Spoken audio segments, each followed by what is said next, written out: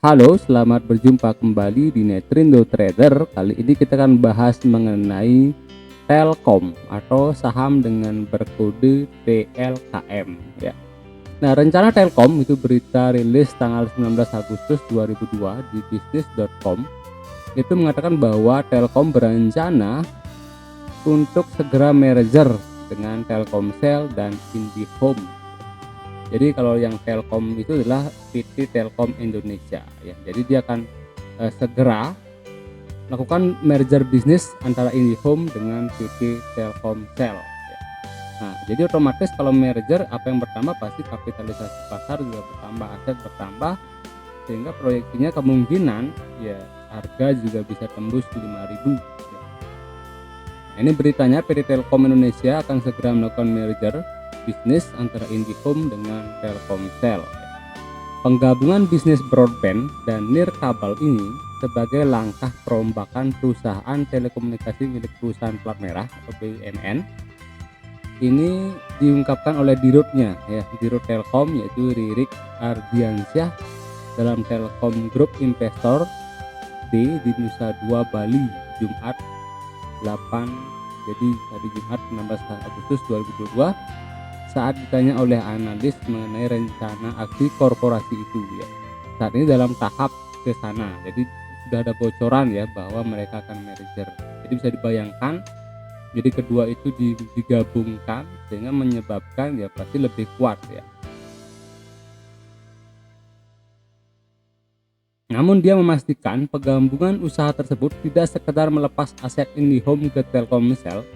Seperti diketahui bahwa 35% saham Telkomsel itu dimiliki oleh Singtel Singapura, sedangkan 65% digenggam oleh Telkomsel atau Telkom ya. Nah, ketika kami memindahkan dari IndiHome ke Telkomsel, itu tentunya tujuan utama tidak hilangkan ya.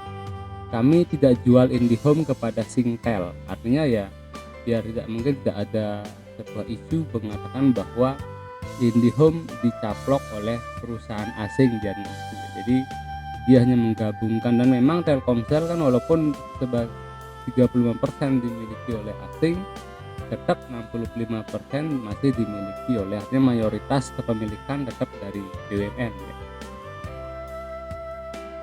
Nah, apabila menggunakan skema penjualan aset IndiHome, menurut Ririk, dana dari hasil penjualan itu akan diinvestasikan ya.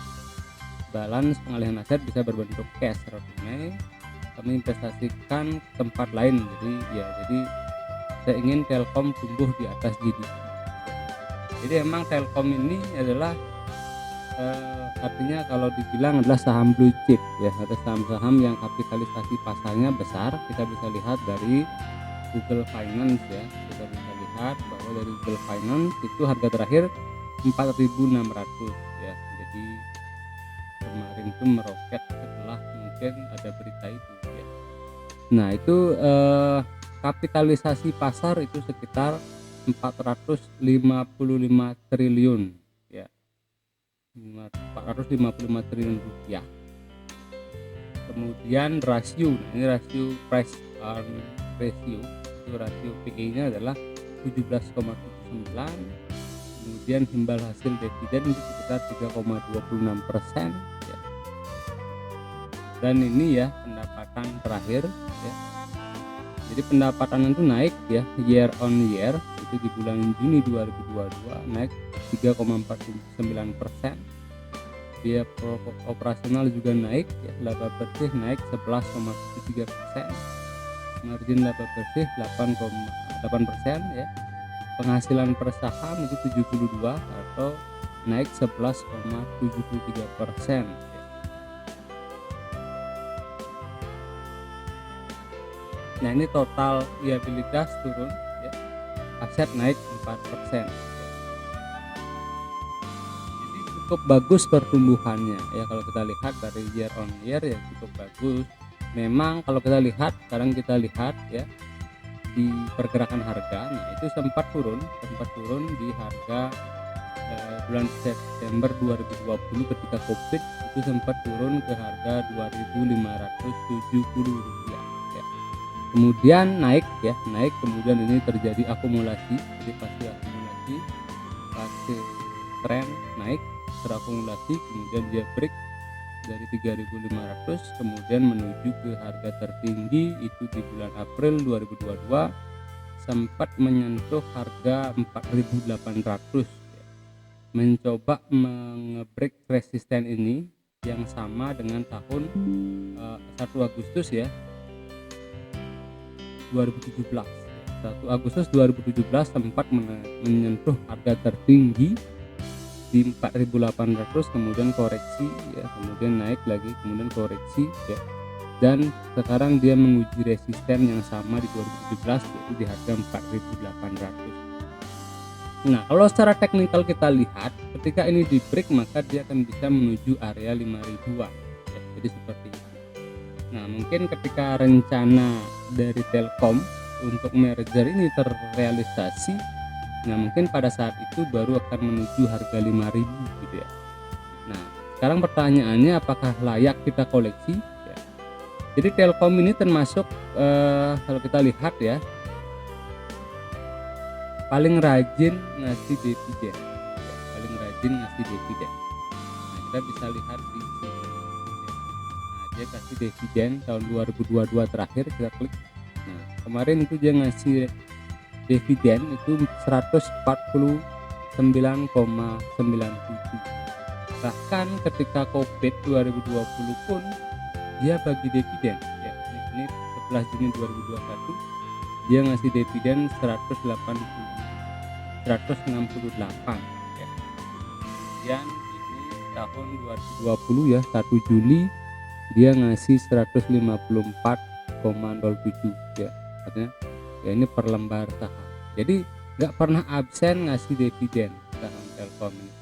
Jadi kalau para investor yang pengen mencari dividen ya mungkin ini layak untuk ini terakhir 2022 dia ngasih dividennya 120 ya. Jadi kalau dibandingkan harga, ini harga sahamnya adalah 7.000-an gitu ya. Kemudian bagi dividennya cuma Rp120, jadi lebih gede ya Telkom, jadi seperti itu. Kemudian 2021 dia bagi Rp25 ya. Jadi kalau kita mencari dividen untuk mengakumulasi saham itu cocoknya yang cari dividen yang gede. Nah, oh bener ya. Tapi dia 2 kali dalam setahun ya bahwa BCA itu ngasih dividen ini sempat 432. Jadi memang lebih tinggi kalau 2 kali setahun. Ini tahun yang sama jadi 432 dan 25 berarti sekitar Rp400 ya per ini ya. Jadi lumayan lah. Kemudian ini tahun 2020 tetap dia ngasih ya. Jadi tetap ngasih dividen cuma lebih rendah dia ya. Kenapa lebih rendah? Mungkin karena 2 kali setahun ya, benar ya. Jadi dia 2 kali setahun jadi 400 dan jadi salah ya, ternyata tetap bagi dividen dia BCA dengan dibandingkan dengan Telkom. Cuma BCA kan harganya mahal, jauh lebih, bukan lebih mahal tapi kalau kita bandingkan price and ratio-nya mungkin nggak mahal gitu ya. Jadi itu ya untuk perbandingan dari BCA dengan dengan Telkom. Jadi kalau di saham kita bisa dapat 2 keuntungan yaitu dari dividen dan dari gain atau dari perubahan harga saham. Nah, kalau yang pengen akumulasi, ya kalian pengen investasi jangka panjang, ya pasti kita mencari perusahaan yang dulunya bagus. Artinya ya setiap tahun pendapatannya naik, kemudian juga sering bagi dividen. Kalau pendapatan naik pasti bagi dividen, tapi ketika rugi ya mereka nggak akan bagi dividen. Yang ini dividen adalah bagi hasil ya, dari keuntungan perusahaan. Nah, ini yang kita perlu perhatikan, dividen dan harga saham. Mahal tidaknya harga saham itu ditentukan oleh price and ratio-nya ya. PE ratio dan book value-nya ya, ratio book value-nya. PBV ya, price book value. Nah, itu bisa kita lihat di sini ya. klik ya di bagian bawah ini, kemudian klik more Telkom Financial. Nah, ini kita bisa lihat price and ratio-nya. EPS-nya adalah 17,59. Jadi harga price and ratio artinya itu adalah perbandingan harga dengan berapa jumlah saham beredar.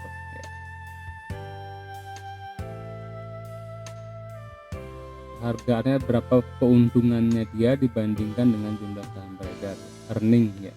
Jadi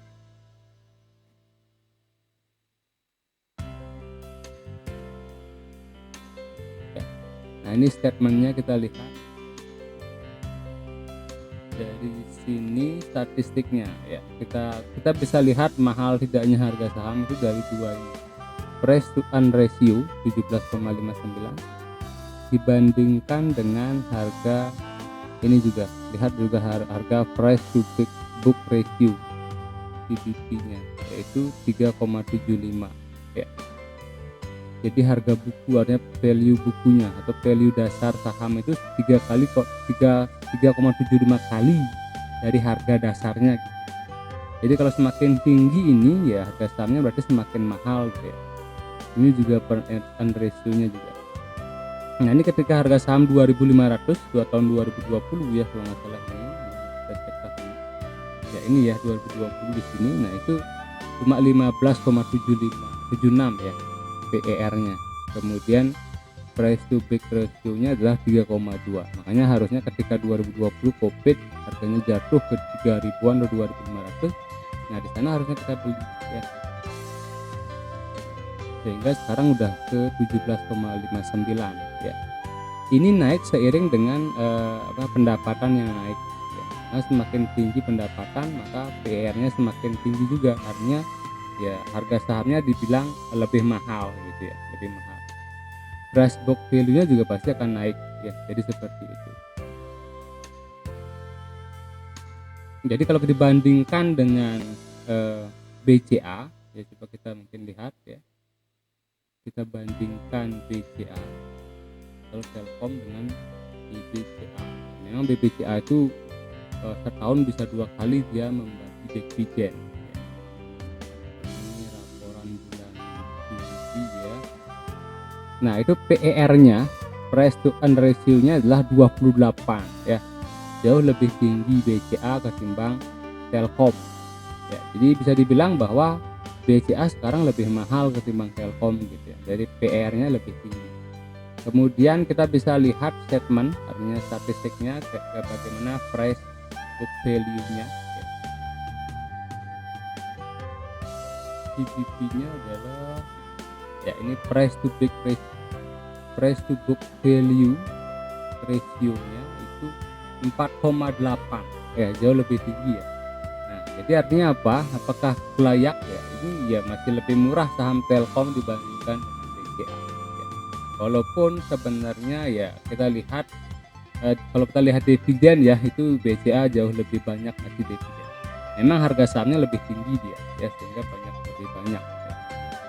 Nah itu yang perlu kita cermati dalam memilih harga saham ya. Jadi kalau kita mengkoleksi, nah itu secara fundamental ya, secara fundamental kita lihat laporan keuangannya di bagian itu kita lihat. Kemudian ya kita baca-baca berita juga ya, ini ada berita kemarin juga itu dikatakan bahwa untuk menaikkan ya ini genjot kinerja Telkom akan padukan bisnis broadband dan nirkabel. Nah ini yang dibilang oleh direkturnya, dia menggabungkan Telkomsel dengan IndiHome ya. Jadi kan yang terkenal adalah produknya IndiHome dan kartu Telkomsel. Yang nirkabel ya Telkomsel, yang menggunakan broadband kabel ya pasti Telkom ya atau IndiHome. Nah, itu akan digabungkan kedua-duanya. Dan memang kalau kita lihat, ketika kita lihat sekarang gitu kan seperti mereka tuh bersaing. Nah, contohnya dia membuat modem yang seperti IndiHome dia. Ya, jadi seperti IndiHome. Jadi orang kalau langganan IndiHome kan dipasang kabel gitu ya. Nah, kalau program dari Telkom yang produk Telkom itu dia menjual kayak modem yang yang artinya bisa dibawa portable, kemudian dan langganan bulanan bisa sama seperti IndiHome itu. Makanya sekarang begitu dipadukan ya kita bisa lihat bahwa artinya kedua ini bisa menjadi sebuah membuat perusahaan ini menjadi lebih grow-nya lebih bagus tadi ya. Jadi dia bisa dapat masukan dari kedua sisi. Nah, makanya banyak prediksi bahwa harga Telkom itu bisa nembus ke area 5.000 ya. Nah, sekarang pertanyaannya karena di sini ada resisten. Jadi kalau seorang technical analysis melihat saham gitu ya, dia nggak akan melihat walaupun mungkin dia juga harus melihat tren dengan tren yang panjang dengan fundamental. Nah, kita juga harus melihat technical analysis. Jadi technical analysis ini penting untuk mengetahui timing saat yang tepat untuk masuk pasar dan kapan kita lepas pasar. Kalau kita mau trading kan ya kita harus siap-siap cut loss kalau memang terjadi ya pola-pola reversal namanya ya. Jadi ketika dia naik tinggi gitu kita salah open posisi, timing entry-nya salah di atas kita beli gitu. Kemudian dia memasuki pola-pola timing, pola-pola analisis, misalnya dia membentuk reversal double top gitu ya, dia break misalnya, ini contohnya ya, anggaplah Telkom ternyata dia nge-break ini gitu ya, ini kan mau membentuk double top ini topnya satu, kemudian ini topnya dua. Kalau ini di break harganya, maka harga Telkom bisa turun gitu ya, turunnya adalah setinggi ini gitu, jadi turun bisa ke sini dia ya, bisa ke 3.000-an lagi gitu ya. Nah itu jadi kalau seorang trader ketika dia salah open posisi di sini gitu kan, dia buy di sini turun sampai membreak ini ya, dia harus siap cut loss ya, harus kita buang itu, kita jual aja gitu biarpun rugi, nanti kita ambil posisi yang tepat di bawah untuk nge-buy gitu ya. Kalau kita trader, tapi kalau seorang investor mau hold buy juga nggak masalah. Misalnya kita nge-buy sekarang, tiba-tiba dia jebol breakout pola ini, dia nggak akan memperhitungkan, mungkin malah dia akumulasi lebih banyak. Misalnya di sini beli 10 lot, ketika turun dia beli 100 lot gitu misalnya ya, oke aja, jadi sehingga tercover average harganya ya.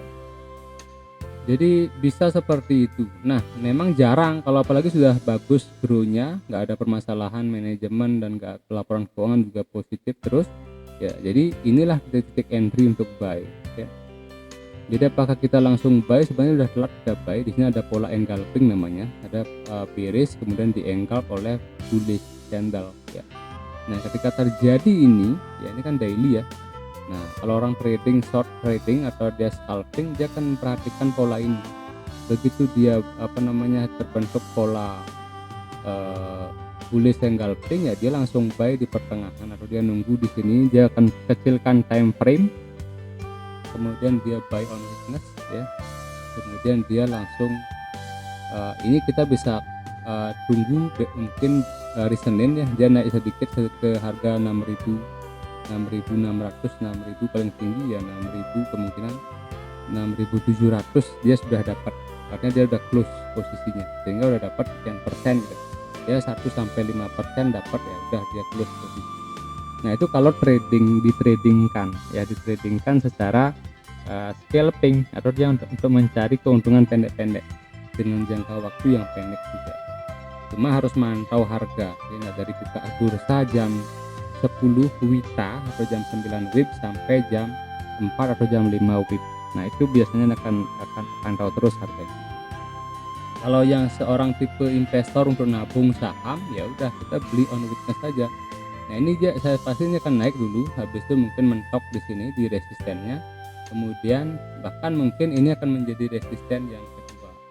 Yang pertama tersentuh ya, sebelum di break dan menuju ke 4.800, kemungkinan dia ke 4.700 kemudian turun ya. Nah dia akan menjentuh kembali lagi supportnya di sini ya, support di 4.490 atau 4.500 gitu ya.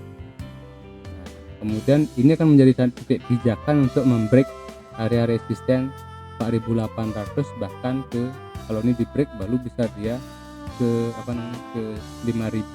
Nah, itu kalau sudut pandang dari technical analysis. Jadi kemungkinan dia ke sini dulu, kemudian dia turun gitu misalnya, kemudian dia nge-break ke sini, kemudian dia turun lagi, koreksi lagi, baru di break. Itu bisa aja seperti itu ya, dan dia menuju harga 5.000 ya, bisa seperti itu ya. Kemudian bisa juga harganya itu dia nggak nge-break ya. Dia naik dulu misalnya 4.800, kemudian dia nge-break ini ya. Jadi seperti itu. Nah, misalnya ada apa gitu kan, sehingga asing lepas atau asing jual bersih gitu ya. Jadi investor asing jual bersih gitu, misalnya ketika kenaikan suku bunga The Fed ya, mereka lebih mengalihkan ke luar negeri untuk investasi. Nah, dia melepas saham di Indonesia ya, bisa aja seperti ini ya. Nah, kan bisa aja seperti itu. Jadi di sini kita beli gitu ya, di harga ini ya. Ini bisa menjadi titik juga supportnya dia ketika di break area ini ya. Nah, itu kalau kita trading seperti itu. Kalau kita mau beli ya jangan langsung eksekusi buy, kita harus tahu timing yang tepat untuk membeli ya. Jadi kita menunggu di area support, bisa di 4.500 kita tunggu, atau jika ini di break lebih dalam ya kita tunggu di harga 4.200, 4.300 gitu ya. Kita akumulasi di sini, ya. Nah, targetnya terserah mau dicapai 5.000 di close atau tunggu ya, silakan ya. Karena nggak ada harga itu terus naik nggak pernah koreksi. Pasti tertentu dia koreksi. Nah, kita yang tahu timing atau struktur market ya, kita tahu technical analysis ya, kita tunggu di area di sana.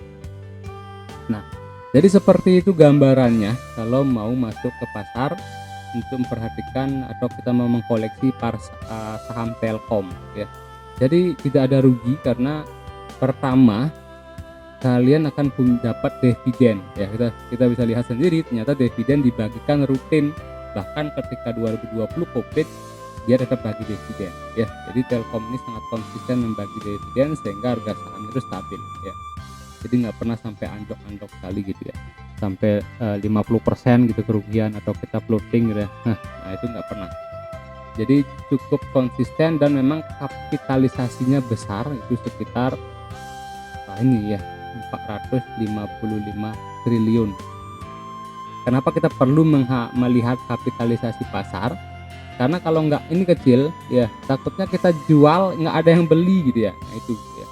Kalau saham-saham blue chip, saham-saham yang kapitalisasinya pasarnya besar, itu kita beli sekarang langsung dapat, kita jual sekarang pun ya langsung match, langsung dapat gitu ya. Beda kalau saham-saham yang kapitalisasinya kecil ya, mungkin bisa saya contohkan kalau nggak salah, benar nggak ini ya?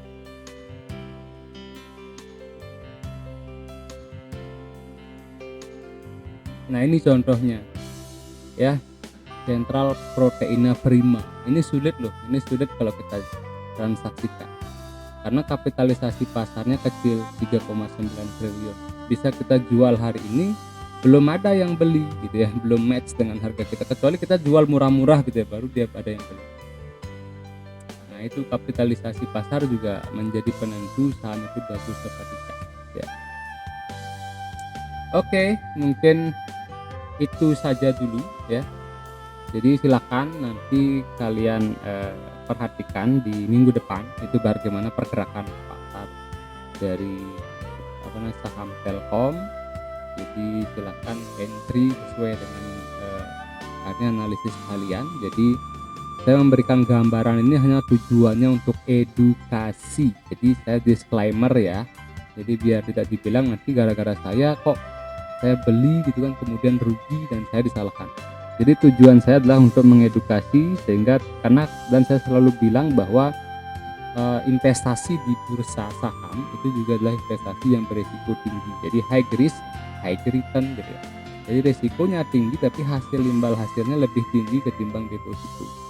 Cuma ya tetap harus memahami produk yang kalian investasikan. Jadi memang kita nggak boleh sekedar asal-asalan gitu ya, nggak seperti deposito, kita nggak perlu tahu produknya, kita tinggal nabung aja udah gitu. Nah, di saham kita harus memahami dulu produknya, apa itu saham, kemudian bagaimana cara transaksi di bursa saham ya, apa itu sekuritas, jadi harus dipahami juga ya.